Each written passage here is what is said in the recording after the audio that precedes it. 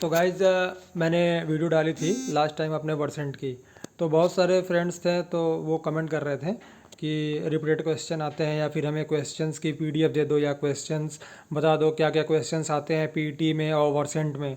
तो गाइज इसका सिंपल सा एक ट्रिक है, आप लोग इसको यूज़ करो। मैंने भी इसको यूज़ करके कई बार वर्सेंट और पीटी एग्ज़ाम जो होता है इंग्लिश का 30 क्वेश्चंस का, उसको मैंने क्रैक करा है। और आप सिंपली सारे क्वेश्चंस को नोट डाउन कर सकते हो और जो आपको फाइनल अटैम्प्ट देना है जिस लोकेशन के लिए, आप उस लोकेशन के लिए दिए।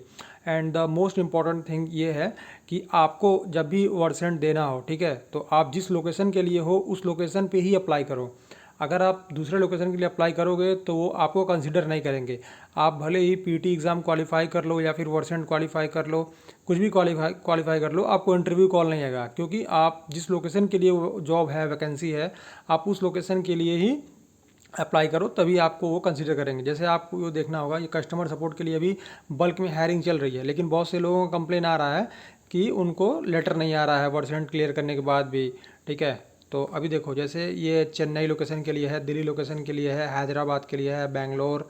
ओके, तो ये सारे लोकेशंस के लिए वैकेंसी तो है, लेकिन इनको चाहिए कि जो कैंडिडेट है वर्क फ्रॉम होम होने के साथ साथ उस लोकेशन पे होना चाहिए, तभी वो उसको कंसीडर करेंगे। ओके, तो इसलिए आपको जिस लोकेशन के लिए अप्लाई करना हो आप उस लोकेशन के लिए अप्लाई करो, लेकिन उस एग्ज़ाम को अटैम्प्ट करने से पहले आप जिस लोकेशन पे नहीं हो उस सारे लोकेशंस के लिए आप फॉर्म फिल करके आप उन सारे एग्ज़ाम्स को अटैम्प्ट करो, ताकि आपको एक आइडिया मिल जाए कैसे क्वेश्चंस आते हैं और कैसे क्वेश्चंस नहीं आते हैं, कैसे कौन कौन से क्वेश्चंस हैं। जैसे आपको अगर पुणे के लिए देना है, SPS in work from home Pune 2022, तो आप इसको अप्लाई ना करके आप कोई भी एक अप्लाई करो एसपीएस के लिए।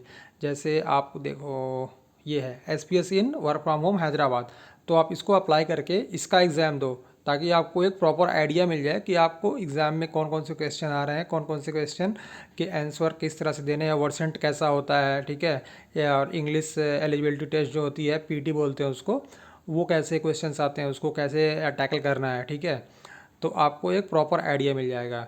तो ये ढेर सारे एग्ज़ाम्स आप दो, और जब फाइनली आप प्रिपेयर हो जाओ कि हाँ आप वर्सेंट क्लियर कर ले रहे हो, पीटी क्लियर कर ले रहे हो, सारे क्वेश्चंस नोट डाउन कर लो एक बार के लिए। ओके, और उन सारे क्वेश्चंस को याद कर लो। सारे क्वेश्चंस रिपीटेड ही होते हैं, बस ये है कि वो रैंडम फॉर्म में आते रहते हैं।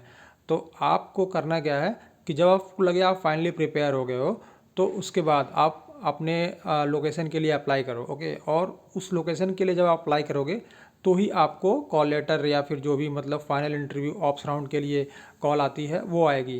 ठीक है, तो आई होप कि मैंने अच्छे से समझाया होगा, और इसका लिंक मैं डिस्क्रिप्शन में डाल दूंगा ताकि आपको कोई भी दिक्कत ना हो। और बाकी के लिए आप कमेंट करो, मैं हेल्प करने के लिए रेडी हूँ।